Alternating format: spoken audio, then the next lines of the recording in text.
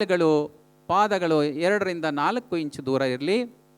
ನಿಧಾನವಾಗಿ ಬಲಗಾಲನ್ನು ಮಡಚಿ ಬಲ ಪಾದವನ್ನು ಎಡ ತೊಡೆಯ ಹತ್ತಿರ ಇಟ್ಕೊಳ್ಳಿ.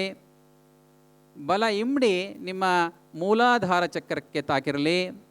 ಎರಡೂ ಕೈಗಳನ್ನು ಮೇಲೆತ್ತಿ ನಮಸ್ಕಾರ ಮುದ್ರ ಹಾಕಿ ವೃಕ್ಷಾಸನದಲ್ಲಿ ನಿಲ್ಲಿ.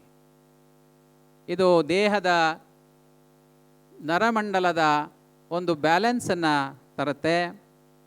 ನಿಮ್ಮ ನೋಟ ಮುಂದೆ ಏಕಬಿಂದುವಾಗಿರಲಿ, ಏಕಾಗ್ರತೆಯನ್ನು ಹೆಚ್ಚಿಸುತ್ತೆ.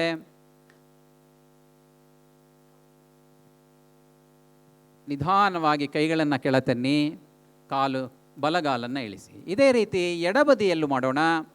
ನಿಧಾನವಾಗಿ ಎಡಗಾಲನ್ನು ಮೇಲೆತ್ತಿ ಎಡಪಾದವನ್ನು ಬಲ ತೊಡೆಯ ಮೇಲೆ ಇಟ್ಕೊಳ್ಳಿ. ಮೂಲಾಧಾರದಲ್ಲಿ ಎಡಪಾದ, ಎರಡೂ ಕೈಗಳನ್ನು ಮೇಲೆತ್ತಿ ನಮಸ್ಕಾರ ಮುದ್ರವನ್ನು ಹಾಕಿ ದೃಷ್ಟಿ ಏಕಬಿಂದುವಾಗಿರಲಿ. ಸಾಮಾನ್ಯ ಉಸಿರಾಟದಲ್ಲಿ ನಿರ್ವಹಿಸಿ 10-15 ಸೆಕೆಂಡುಗಳ ಕಾಲ. ಸ್ಮರಣಾ ಶಕ್ತಿಯನ್ನು ಜಾಸ್ತಿ ಮಾಡುತ್ತೆ, ಮಕ್ಕಳಲ್ಲಿ ಏಕಾಗ್ರತೆಯನ್ನು ಹೆಚ್ಚು ಮಾಡುತ್ತೆ. ಇದು ವಿಶೇಷವಾಗಿ ಮಕ್ಕಳಿಗೆ ತುಂಬ ಒಳ್ಳೆಯದಾದಂಥ ಆಸನ.